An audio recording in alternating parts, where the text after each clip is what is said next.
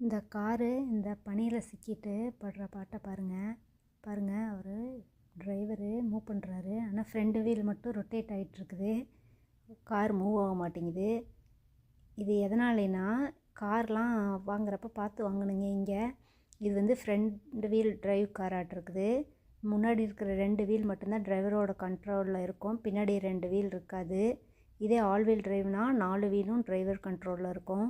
அந்த மாதிரி காரை பார்த்து வாங்கிட்டா இந்த பிரச்சனை வராது. பாருங்கள், இவர் எங்கேயும் ஃபுட்பாத்தில் ஏறிட்டு போயிட்டுருக்கிறாரு.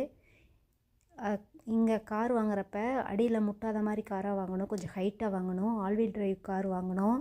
விண்டர் டயர் மாற்றிடணும். இங்கே சம்மரப்போ ஒரு டயர் யூஸ் பண்ணுவாங்க, விண்டரப்போ ஒரு டயர் யூஸ் பண்ணுவாங்க. அது எப்படி இருக்குங்கிறத நான் அடுத்தடுத்த வீடியோவில் காமிக்கிறேங்க. இந்த 2 டயர் எப்படி இருக்குதுங்கிறத பாருங்கள். இது ரொம்ப பனி இல்லை, திடீர்னு பனி பெஞ்சிருச்சு. அவங்க க்ளீன் பண்ண வர்றதுக்குள்ளார இவங்க கார் எடுத்திருக்காங்க. ஆனால் இவங்களால காரு ட்ரைவ் பண்ணவே முடியல.